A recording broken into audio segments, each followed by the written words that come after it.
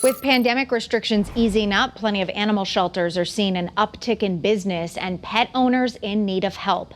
Channel 3 New Haven Bureau Chief Matt McFarland is live with the mobile newsroom in Branford with all the details. Matt.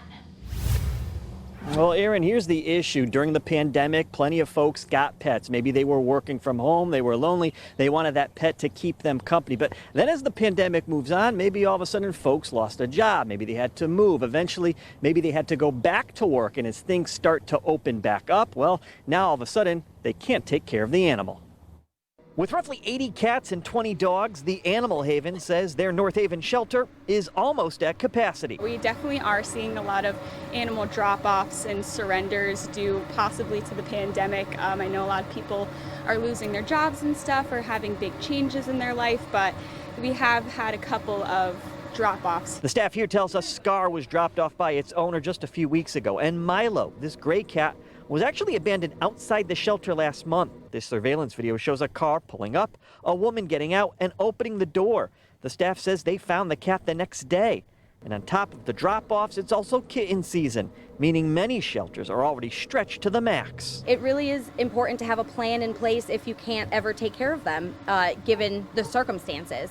But it really is heartbreaking to see them have to come back or just drop off at our door. Unfortunately, sometimes people take on more than they can handle, and they feel like that's their only option. But those who work with rescue animals tell us there is help. We see a lot of people that are either on unemployment or they lost their jobs and they're having issues paying for their animals. So to help pet owners avoid having to surrender their animals or even worse, abandon them, the Dan Cosgrove Animal Shelter in Branford actually wrote grants and got donations totaling roughly $22,000 to help struggling pet owners pay for surgery or food during the pandemic. So that they can keep their animal in their house. We don't want people to feel pressure that they need to give up their animal because they don't have the funds to do it.